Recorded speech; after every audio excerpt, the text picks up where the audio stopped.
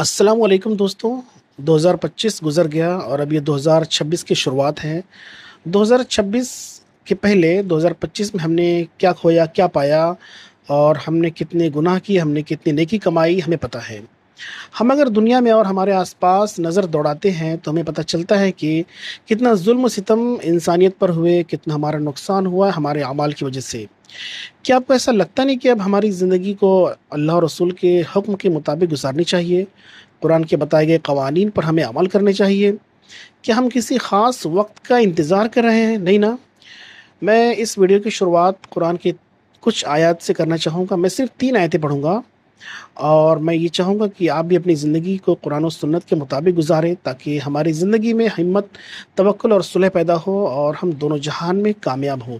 सबसे पहली आयत है सूरह आल इमरान की आयत नंबर 139, वला तहिनु वला तहज़नु व अंतुमुल आलौना इन कुंतुम मुमिनीन, जिसका माना है कि और ना सुस्ती करो और ना गम खाओ, तुम ही गालिब आओगे अगर ईमान रखते हो।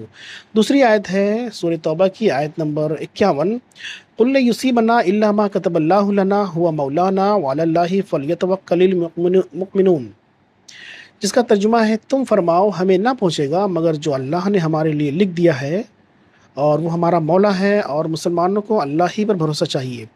तीसरी आयत है सूरह बकरा की आयत नंबर 11, वइज़ा क़ीला लहुम ला तुफ़सिदू फ़िल अर्दि क़ालू इन्नमा नहनु मुस्लिहून, जिसका तर्जुमा है और जो उनसे कहा जाए ज़मीन में फ़साद ना करो तो कहते हैं हम तो संवारने वाले हैं। इन तीनों आयतों का मिला जुला निचोड़ ये हुआ कि इंसान को कमज़ोरी और गम से दूर रहना चाहिए। अगर तुम मोमिन हो तो तुम ही गालिब आओगे।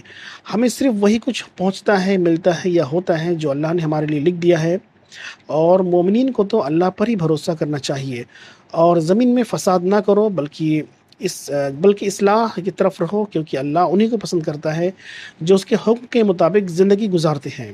मैं अपनी बात को इन्हीं रिक्वेस्ट के साथ ख़त्म करना चाहूँगा कि दोस्तों हम अपनी ज़िंदगी को हिम्मत, तवक्कुल और सुलह के पैगाम से रोशन करें, अल्लाह पर भरोसा रखें और ज़मीन को अमन और खैर से भर दें।